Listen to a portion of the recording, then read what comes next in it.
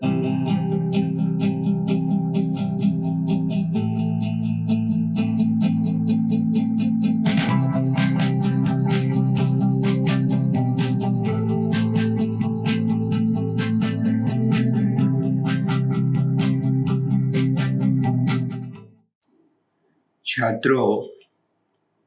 भारतेंदु युग के बाद आता है द्विवेदी युग।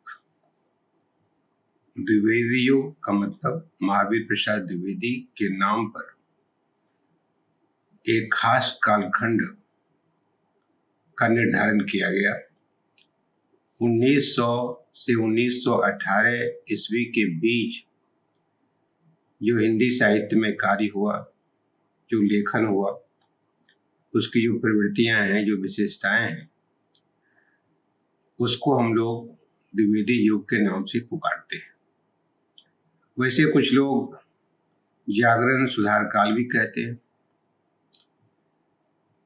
कुछ लोग पूर्व स्वच्छंदतावादी काल भी कहते हैं, और एक तीसरा नाम आदर्शवादी प्रबंध परंपरा भी इस युग का नाम रखा जाता है, कहा जाता है। आप देख रहे हैं 1900 से 1918 के बीच जो राजनीतिक परिस्थिति थी, ब्रिटिश काल था, ये सत्ता ब्रिटिश के पास थी और देश में एक सुगबुगाहट थी।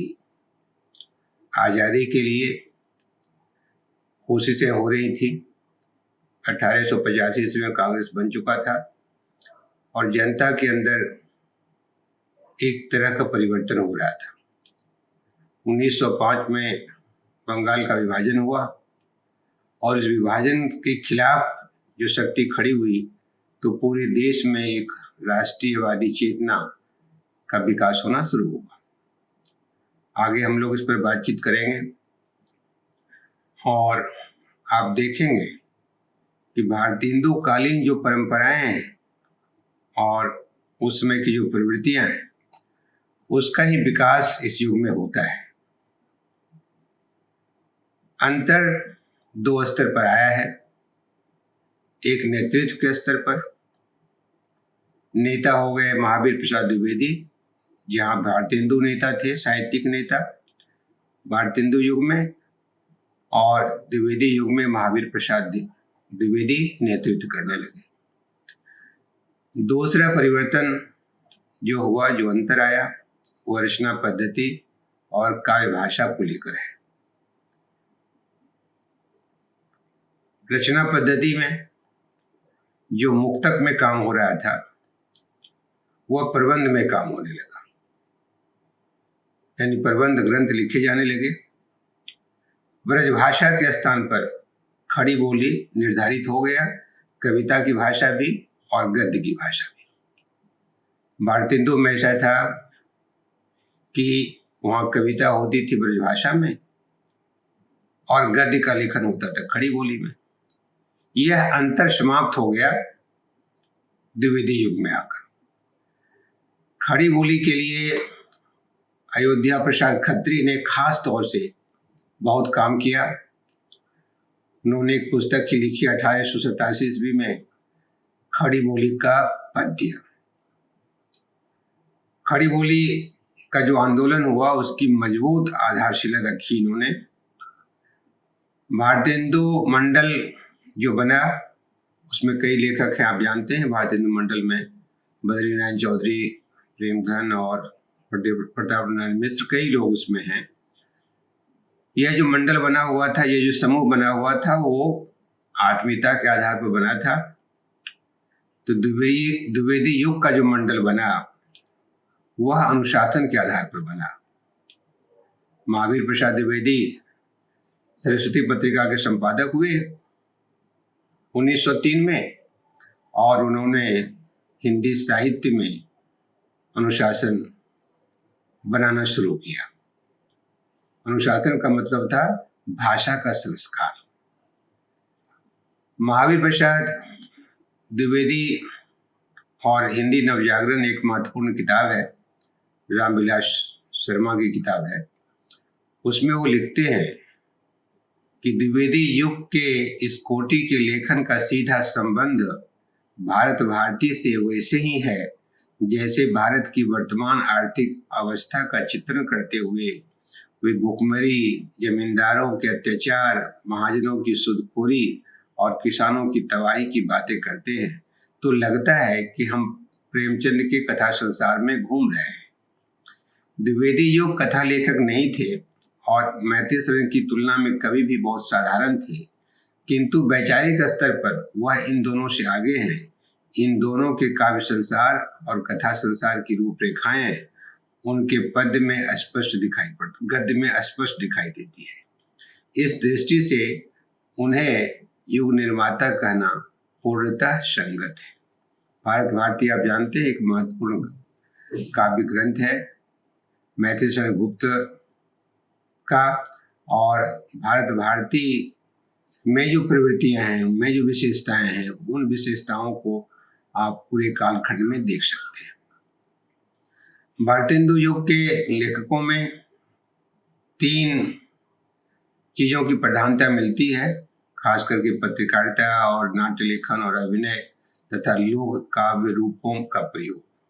पत्रकारिता में योगदान भारतेंदु का जबरदस्त है उस युग का, और नाट्य लेखन में भी, अभिनय में भी, और लोक काव्य रूपों का प्रयोग हुआ है।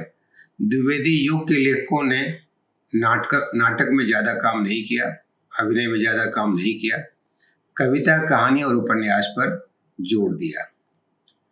काव्य की 2 धाराएं बह गईं।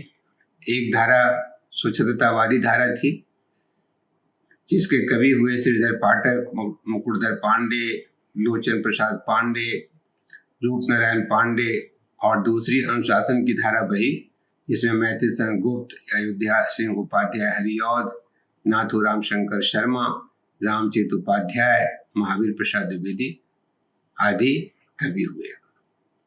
स्वच्छंदतावादी काव्य धारा का ही विकास छायावाद में होता है। वह जो श्रीधर पाठक की जो काव्य परंपरा थी, उस परंपरा का बृहत्तर विकास छायावाद में होता है। भारतेंदु युग में काव्य भाषा को लेकर उलझन थी, ऊपर हम लोगों ने चर्चा की है। श्रीधर पाठक ने अपनी कविता में खुलकर खड़ी बोली का प्रयोग किया और इस उलझन को खत्म कर दिया। श्रीधर पाठक ने घोषणा ही कर दी, लिखो न करो लेखनी बंद, श्रीधर सब कवि स्वच्छंद। और उनके काव्य में इस परंपरा की जो कविता हुई उसमें वन का महत्व, प्रकृति पर्यवेक्षण, प्रेम का स्वच्छंद भंगिमाओं में चित्रण, कथा गीत का प्रयोग, खड़ी बोली की स्वीकृति आदि विशेषता इन कविताओं की है। जो कहानीकार हुए प्रमुख इस युग में, प्रेमचंद ने बहुत काम किया, और प्रेमचंद की का जो कथा संसार है, उसका जो निर्वाण है, उसकी जो मनोचेतना है, वह चेतना बनती है इस युग में। प्रसाद, जयशंकर प्रसाद, कौशिक, ज्वाला दत्त शर्मा, चंद्रधर शर्मा गुलेरी और सुदर्शन, जो कहानियां थी उसमें चरित्र प्रधान कहानियां थी, वातावरण प्रधान, कथानक प्रधान, प्रतीकवादी आदि तरह की कहानियां लिखी गई।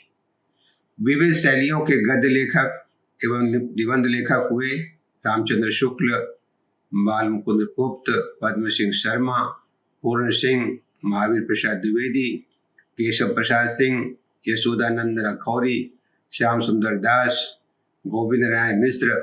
और जो शैली का विकास हुआ और निबंध लिखने के जो तरीके विकसित हुए, उसमें कथात्मक, वर्णनात्मक, विवेचनात्मक, भावात्मक, आलोचनात्मक, व्यंग्यात्मक शैलियों का विकास हुआ।